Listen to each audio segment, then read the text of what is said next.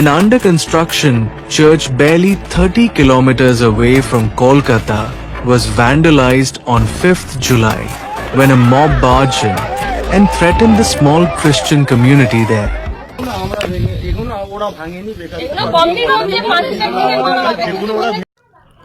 समस्त नमस्कार। प्रभु जीशुकृष्णकर बहुमूल्य नाम मोर आंतरिक नमस्कार। प्रिय बंधुगण देखंतु एठी किसी लोक माने चर्च पर चढ़ी क्रॉस को भांगुचंदे। छत्तीसगढ़ एवं यूपी पर वर्तमान पश्चिम बंगरे भयंकर ख्रीष्टान ताड़ना आरंभ होइछि। आ जेतेबेले पश्चिम बंगरे बीजेपी सरकार नथिला सेतेबेले पूरा लोक माने शांति रे रहउथिले, किंतु जेतेबेले पश्चिम बंगरे बीजेपी सरकार आसिला सेतेबेले एई समस्त प्रॉब्लम ही आरंभ हो गला।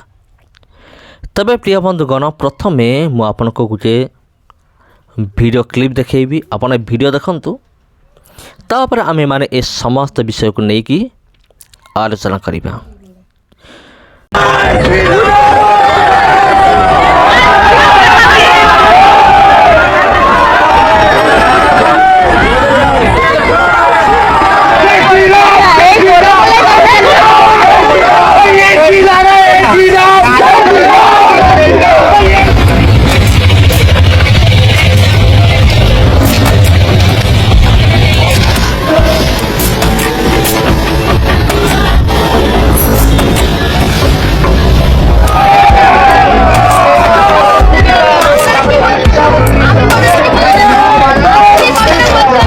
An under construction church barely 30 kilometers away from Kolkata was vandalized on 5th July when a mob barged in and threatened the small Christian community there.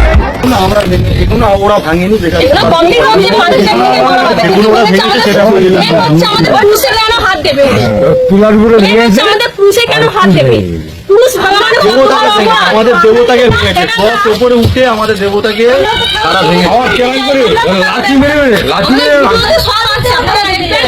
মেরে ভাঙছে। এটা সবচেয়ে বড় আমাদের অপরাধ। ক্রুশটা কেন ভাঙবে এইভাবে? ক্রুশ ভেঙে জয় শ্রীরাম স্লোগান করছে, এটা অন্যায় না? লাঠি মেরে ভাঙছে জানেন। আচ্ছা, সেদিন কি ঘটনা হয়েছিল একটু বলবেন? প্রথমে আমি ভাত খেতে বসেছিলাম, ভাত খাওয়ার পরে আমি যখন জল ফেলতে যাচ্ছি হঠাৎ দেখছি এই দিক দিয়ে দল খানিক লোক আসছে আর এই দিক দিয়ে চারটি দল খানিক লোক আসছে। সবাইকে আমি যখন ডাকছি, আমাদের বাড়ির সবাইকে ডেকে নিয়ে যখন ভেতরে ঢুকছি আপনাদেরকে জিজ্ঞেস করছি, বলছি কি যে আপনারা এখানে কি করতে এসেছেন? বলছে যে এখানে কোনো চার্জ হবে না, আমাদেরকে চার্জ করতে দেবো না, তোমরা সবাইকে বাঙালিকে খ্রিস্টান করে দেবে, যার জন্য এটা ভাঙচুর করতে। তা আমরা বলছি আমরা যে ভাই করতে চাই কাগজ দেখুন, কাগজ দেখে কথা বলুন, আপনারা ভেঙুন না, আমাদের কথা কিছুতেই শুনেনি। কাগজে কি ছিল? আমরা একটা তো চার্জ করার জন্য দেখতে চাইছি না, তারা আমাদের কোনো কথা শুনতে চাইছে না, কাগজ দেখতে আমাদের আমরা বারবার কথা বলছি যে আমাদের কাগজ দেখুন, কেউ আপনারা হাত দেবেন না, তার সত্ত্বেও তারা জোর পূর্ব এটা দরজা ভাঙে, তারপরে তারা ভেতর দিয়ে মই নিয়ে আসে, আমাদের হাজার আটকানো সত্ত্বেও তাদের দাবি আমরা কেন সাদা সিঁদুর কেন করি, খ্রিস্টান যদি হব তারা সাদা। তবে প্রিয় বন্ধুগণ ଆପଣ ମାନେ ତ ସବୁ ବିଷୟ ଦେଖିଲେ ଏବଂ ସମସ୍ତ ବିଷୟ ଆପଣ ଜାଣିଲେ। ଦେଖନ୍ତୁ ଏକ ଚର୍ଚ୍ଚ ଉପରେ କିଛି ଲୋକମାନେ ଚଢ଼ିକି ସେମାନେ କ'ଣ କରୁଛନ୍ତି, ସେ କ୍ରସ୍କୁ ସେମାନେ ଭାଙ୍ଗୁଛନ୍ତି। ତାର ଭିଡ଼ିଓ କ୍ଲିପ୍ ଆପଣ ଦେଖୁଛନ୍ତି। ଆଉ ଏଇ ଘଟଣା କେଉଁଠି ହେଇଛି? ଏଇ ଘଟଣା ହେଉଛି ପଶ୍ଚିମବଙ୍ଗରେ ହେଇଛି। କାରଣ ପଶ୍ଚିମବଙ୍ଗରେ ବର୍ତ୍ତମାନ ମାନେ ବିଜେପି ସରକାର ଆସିଲା, ଆଉ ସେଥିପାଇଁ ସେଠାକାର ଥିବା ଖ୍ରୀଷ୍ଟିଆନ ବିରୋଧୀମାନେ ସେମାନେ ଏକ ସାହସ ପାଇଲେ ଆଉ এই ସମସ୍ତ କାର୍ଯ୍ୟଗୁଡ଼ିକ କରିବା ପାଇଁ। ତେବେ ଏଠାରେ ଗୋଟିଏ ପଏଣ୍ଟ ମୁଁ ଆପଣଙ୍କ ସମ୍ମୁଖ ରଖିବା ପାଇଁ ଚାହୁଁଛି ଯେ ଦେଖନ୍ତୁ, एकतरफा भाव में सबकिछि कार्य होउछे। जदि देखो एठी एक चर्च अच्छी बोली कौन से फरक पड़ूनी सरकार को कि विरोधी मान कौन से फरक पड़ूना से मन इच्छा चर्च बिल्डिंग उपर चढ़ी क्रॉस को भांगुंट आ तले लोक मैंने सब तमसा देखुं किंतु कहीं किसी कहूना କିନ୍ତୁ ଥରେ ଚିନ୍ତା କରନ୍ତୁ, ଏଇ ଜାଗାରେ ଯଦି ଏକ ମନ୍ଦିର ଥାନ୍ତା ଆଉ ଏଇସବୁ ଲୋକମାନେ ହିନ୍ଦୁ ନ ହେଇକି ଖ୍ରୀଷ୍ଟିଆନ ହେଇଥାନ୍ତେ ଆଉ ସେମାନେ କ'ଣ କରିଥାନ୍ତେ, ମନ୍ଦିର ଉପରକୁ ଚଢ଼ିକି ସେମାନଙ୍କର ପତାକାକୁ ହଟେଇକି ସେଠାରେ କ୍ରସ୍ ଲଗେଇଥାନ୍ତେ, କ'ଣ ହେଇଥାନ୍ତା ଟିକେ ଚିନ୍ତା କରନ୍ତୁ। ଆପଣମାନେ ନିହାତି ଜାଣିପାରୁଥିବେ ସେଠାରେ କ'ଣ ହେଇଥାନ୍ତା। ବହୁତ ବଡ଼ ହଙ୍ଗାମା ହେଇଥାନ୍ତା ଆଉ ସେଠାରେ ଯେତେ ବି ଲୋକମାନେ ଥାନ୍ତେ ସମସ୍ତଙ୍କୁ ଆରେଷ୍ଟ କରାଇଥାନ୍ତା।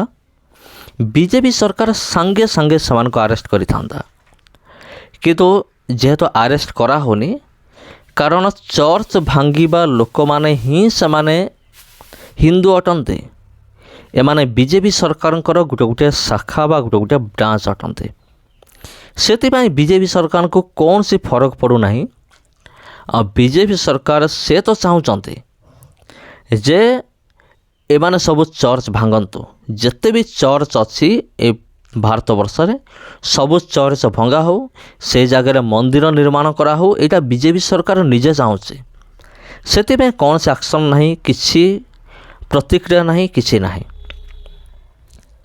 ତେବେ ପ୍ରିୟ ବନ୍ଧୁଗଣ, ଆପଣଙ୍କର ମନେ ଥିବ କିଛି ଦିନ ପୂର୍ବରୁ ଜଣେ ପିଲା ହନୁମାନ ମୂର୍ତ୍ତି ଭାଙ୍ଗିଦେଲା ବୋଲି ତାକୁ ସାଙ୍ଗେ ସାଙ୍ଗେ ଆରେଷ୍ଟ କରାଗଲା। ଟିକେ ବି ବିଳମ୍ବ ନାହିଁ, ଭାଙ୍ଗିଲା ମାନେ ସାଙ୍ଗେ ସାଙ୍ଗେ ପୁଲିସ ତାକୁ ଖୋଜି ଖୋଜି ଆରେଷ୍ଟ କଲା। ଆଉ ଜଣେ ପିଲା ସୋସିଆଲ ମିଡ଼ିଆରେ ସେ ଶିବଙ୍କ ମୂର୍ତ୍ତି ପାଖରେ ଠିଆ ହେଇକି ହିନ୍ଦୁ ଧର୍ମର ଅପମାନ କରିଥିଲା ବୋଲି ତାକୁ ମଧ୍ୟ ଖୋଜି ଖୋଜି ଆରେଷ୍ଟ କରାଗଲା।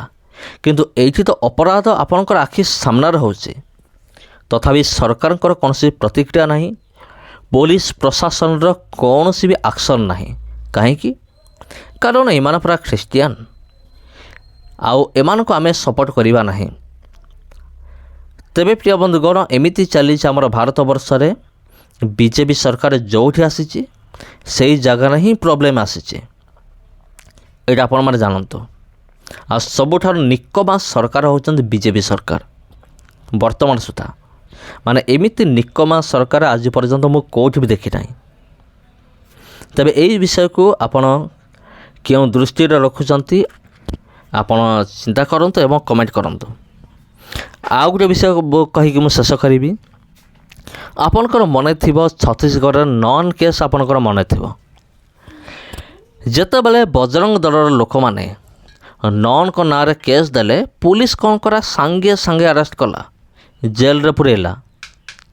କିନ୍ତୁ ବଜରଙ୍ଗ ଦଳ ଯେଉଁ କାଣ୍ଡ କାରନାମା କରିଥିଲେ, ଆମର ଖ୍ରୀଷ୍ଟିଆନ ଭଉଣୀମାନଙ୍କ ସହିତ ଅଶ୍ଳୀଳ ମାନେ ଅଭଦ୍ର ବ୍ୟବହାର କରିଥିଲେ, ଯେତେବେଳେ ଖ୍ରୀଷ୍ଟିଆନ ଲୋକମାନେ କେସ୍ ଦେଲେ ସେତେବେଳେ କୌଣସି ଆକ୍ସନ୍ ହେଲା ନାହିଁ, କୌଣସି କାର୍ଯ୍ୟକାରୀ ହେଲା ନାହିଁ। କାରଣ କେନ୍ଦ୍ରରେ ବି ବିଜେପି ସରକାର ଏବଂ ରାଜ୍ୟରେ ବି ବିଜେପି ସରକାର, ସେଥିପାଇଁ କୌଣସି ବି ପ୍ରତିକ୍ରିୟା ହେଲା ନାହିଁ। ତେଣୁ ଏହି ସମସ୍ତ ବିଷୟକୁ ନେଇକି ଆପଣ କ'ଣ ଭାବୁଛନ୍ତି କମେଣ୍ଟ କରିକି ନିଶ୍ଚିନ୍ତ ଜଣାନ୍ତୁ। ସମସ୍ତଙ୍କୁ ନମସ୍କାର ପ୍ରିୟ ବନ୍ଧୁଙ୍କର। ଭିଡ଼ିଓ ଭଲ ଲାଗିଥିଲେ ଭିଡ଼ିଓକୁ ସେୟାର କରନ୍ତୁ, ଚ୍ୟାନେଲକୁ ସବସ୍କ୍ରାଇବ୍ କରନ୍ତୁ। ଧନ୍ୟବାଦ।